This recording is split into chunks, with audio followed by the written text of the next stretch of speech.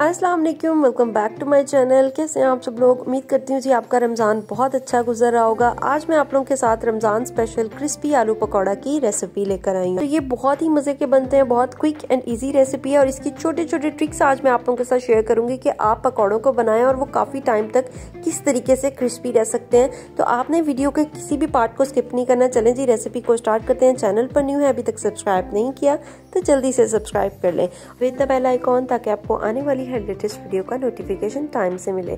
तो बिना time waste किए चलते हैं, रेसिपी को स्टार्ट करते हैं। तो सबसे पहले हमने यहाँ पे ले लिए हैं 2 आलू। आप अपनी मर्जी से 2, 4, 5, 6 जितने मर्जी कर सकते हैं, जितने आपको आलू के चिप्स चाहिए। अच्छा, ये होता है इस रेसिपी में कि ये बहुत कम आलूओं में बहुत सारे चिप्स बन जाते हैं। अच्छा, यहाँ पे मैं आलूओं को पील कर लूँगी। आप पीलर की हेल्प से भी कर सकते हैं। पील करने के बाद आपने आलू जो है वो पानी में डिप कर देने हैं। उसकी रीज़न ये होती है कि आलू का जो कलर होता है ना, वो आहिस्ता आहिस्ता जब पानी के बगैर आलू पड़ा रहे तो वो उसका आहिस्ता आहिस्ता कलर ख़त्म होना शुरू हो जाता है, मतलब ब्लैक होना शुरू हो जाते हैं। तो यहाँ पे मैं एक बात आप लोगों को बता दूँ कि जो आलू के आपने स्लाइस करने हैं, अगर आप स्लाइसर से कर रहे हैं तो स्लाइसर से आपने बिल्कुल भी नहीं करने, क्योंकि स्लाइसर से बहुत ज़्यादा आलू पतले पतले थिन थिन कटते हैं। वो जो क्रिस्पी चिप्स वाले होते हैं ना, वो कट जाते हैं। तो आपने आलू को थोड़ा सा मोटा रखना है, ताकि जो है वो ऊपर वाला मटेरियल जो इसका होगा वो क्रिस्पी हो और अंदर से जो है वो आलू सॉफ्ट हो। तो ये देखिए मैं आपको दिखा रही हूँ। चलें जी, ये सारे हो गए। अच्छा, यहाँ पे एक बहुत इंपॉर्टेंट टिप कि आपने आलू को अच्छे तरीके से उसी पानी में वॉश कर लेना है, ताकि इसके अंदर की जो स्टार्च हो सारी वो निकल जाए। जो वाइट वाइट पानी है वो सारा आपने निकाल के साफ पानी में डाल के इसको स्टेन करके आपने वॉश कर लेना है। अब चलते हैं इसके ऊपर वाले मिक्सचर की तरफ। तो सबसे पहले यहाँ पे मैं ले लूँगी बेसन, और बेसन के बाद 1 कप मैंने बेसन लिया और साथ में मैं 1/3 कप जो है वो चावलों का आटा लूँगी। अगर आपके पास चावल का आटा नहीं है तो आप इसमें 2 से 3 टेबलस्पून कॉर्नफ्लोर के भी ऐड कर सकते हैं।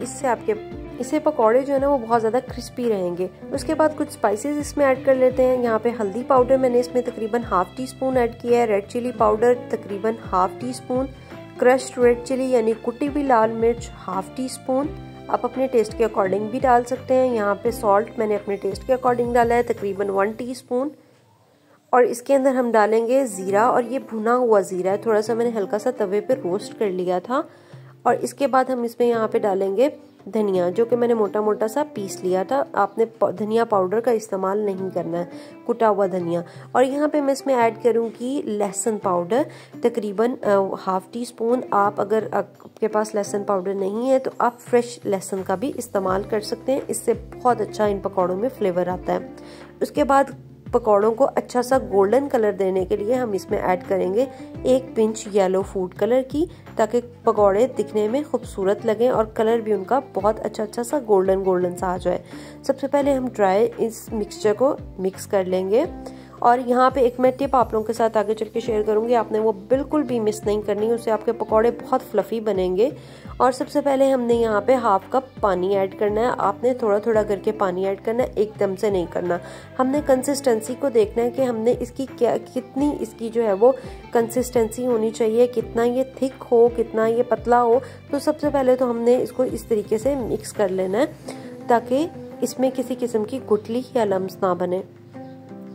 अब इसके अंदर मैं ऐड करूंगी हरा धनिया। जब हम पकौड़े फ्राई करेंगे तो उसके ऊपर जब हरा धनिया लगा हुआ होता है वो बहुत ज़्यादा खूबसूरत लगता है और फ्लेवर भी इसका बहुत मज़े का होता है। यहाँ पे मैं एक टिप आप लोगों के साथ शेयर करूँगी। आपने बीटर की मदद से इसको 2 मिनट के लिए अच्छे तरीके से बीट करना है, ताकि ये बहुत ज़्यादा फ्लफ़ी हो जाए। और जो दूसरा इंग्रेडिएंट है वो हम आगे चल के इसमें ऐड करेंगे। तो अभी मैं इसको 2 मिनट के लिए अच्छे तरीके से बीट कर लूँगी। जी, ये है आज की बेहतरीन टिप आपके पकौड़ों को फ्लफ़ी रखने के लिए। जब आप ऑयल गर्म करने के लिए रखें तो उसी ऑयल में से 1 चम्मच आपने गरम ऑयल इस बैटर में ऐड कर देना है। इससे आपके पकौड़े बहुत ज़्यादा फूले फूले और फ्लफ़ी बनेंगे।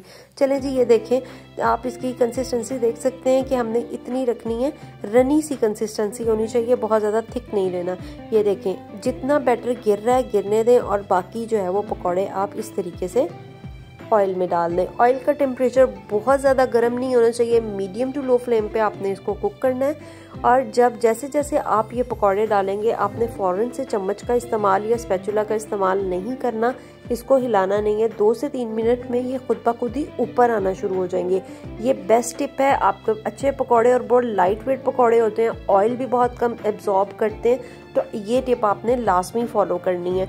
और ये देखें जैसे जैसे मैं पकौड़े ऐड कर रही हूँ तो ये 2 से 1 मिनट बाद ऊपर आना शुरू हो गए हैं, तो मतलब ये बहुत ज़्यादा फ्लफ़ी पकौड़े इंशाल्लाह बनेंगे। आप लोग मेरी रेसिपीज़ ट्राई करते हैं, मुझे कमेंट सेक्शन में लाजमी बताया करें कि आपको मेरी रेसिपीज़ कैसी लगती हैं।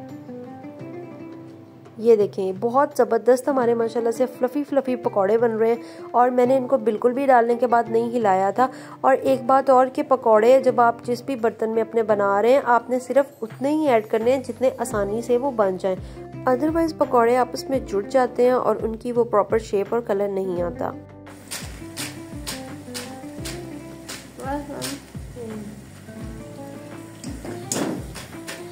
तो देखा आपने कितने ज़बरदस्त और कितने क्रिस्पी पकौड़े माशाल्लाह अल्हम्दुलिल्लाह हमारे बने हैं। आप लोग ये रेसिपी लाजमी ट्राई कीजिएगा। अभी मेरा रोज़ा था और ये मैं इफ्तार से पहले बना रही थी ताकि इफ्तार में सब इसको एंजॉय कर सकें। तो अब भी आप इसकी फ़ाइनल लुक देख सकते हैं। आप इसको टोमेटो केचप के साथ या मिंट की ग्रीन चटनी के साथ भी इसको सर्व कर सकते हैं, बहुत मज़े के लगते हैं।